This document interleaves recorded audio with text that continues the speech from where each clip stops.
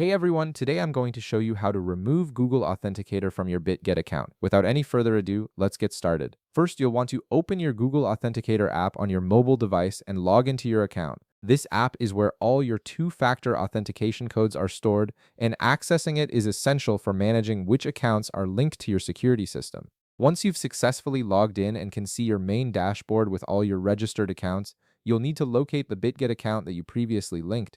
This is the account you're looking to remove from your Google Authenticator. Scroll through your list of accounts until you find Bitget listed among your other authenticators. Now here's where the actual removal process begins. Once you've found your Bitget account in the list, swipe left on it. As you swipe, you'll notice a trash bin icon appearing on the right side of the screen.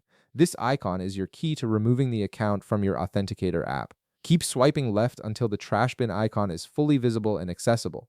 After you've swiped left and exposed the trash bin icon, a prompt window will appear on your screen. This is a confirmation step that Google Authenticator uses to ensure you really want to proceed with removing this account.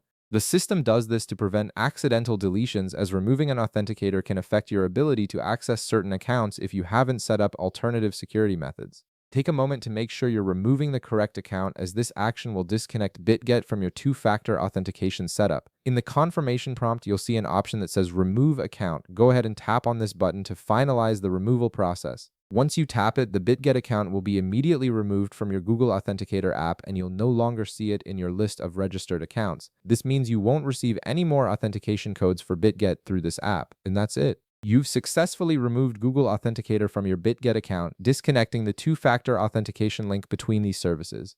If this video helped you out, be sure to leave a like, subscribe, and I'll see you in the next one.